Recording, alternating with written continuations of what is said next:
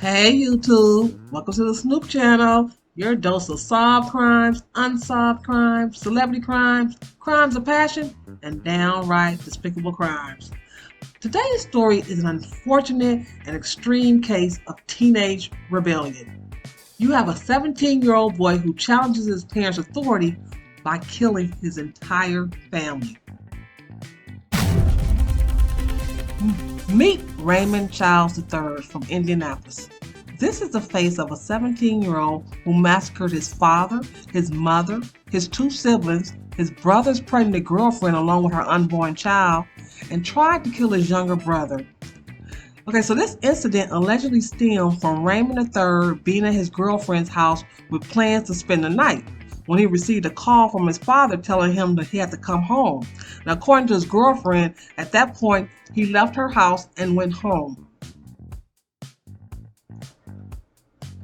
When he arrived home, his father confronted him about his behavior and told him he would be punished the next day. The younger brother says he and his parents were downstairs in their rooms when he heard gunfire upstairs. He heard his sister yell out, "He shot Elijah," and then more gunshots. While upstairs, Raymond III shot and killed his brother Elijah. Elijah was killed by a single gunshot wound to the head. While upstairs, he also shot and killed Elijah's pregnant girlfriend, Kiara. Kiara was also killed by a single gunshot wound to the head. The last person he killed while upstairs was his baby sister Rita. His baby sister Rita was killed by a single gunshot to the chest. What makes a young man snap and want to kill everyone in his family, no matter how innocent or vulnerable they are? Reports then say he came downstairs carrying what they call a Draco gun. And this gun is a handgun that shoots rifle rounds.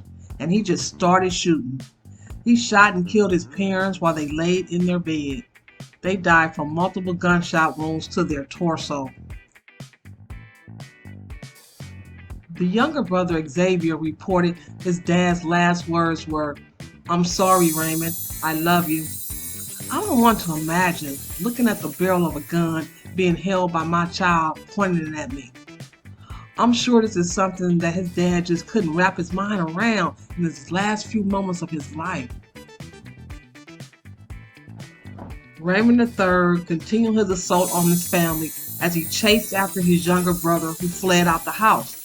While Xavier was running for his life, his brother was chasing him and shooting at him.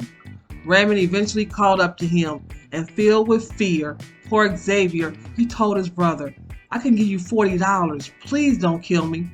He says his brother just stared at him and shot him in the leg. Then he shot him in his arm, and he tried to shoot him in his head, but he missed. Elijah was able to make it to a neighbor's house, who then called the police.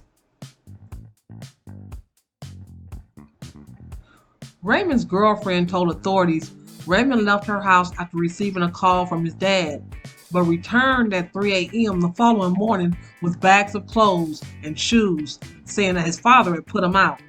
She said about 30 minutes after he had come back to her house, she got an alert on her phone about a shooting on the street he lived on, and she asked him if he knew anything about it, and he said no.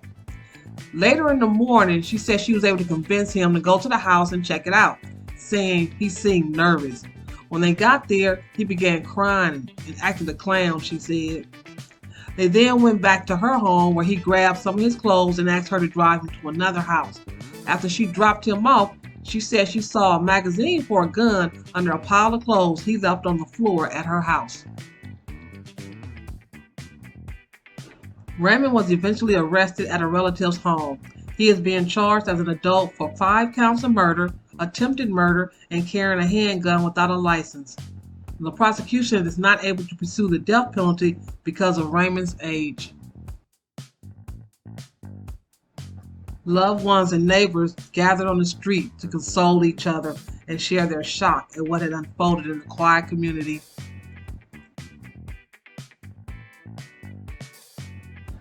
This was a very disturbing crime, and it affected so many people on so many levels.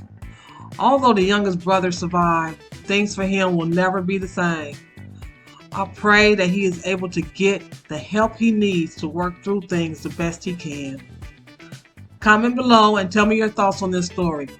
As always, thanks for watching. Go ahead and subscribe if you haven't and smash the like button.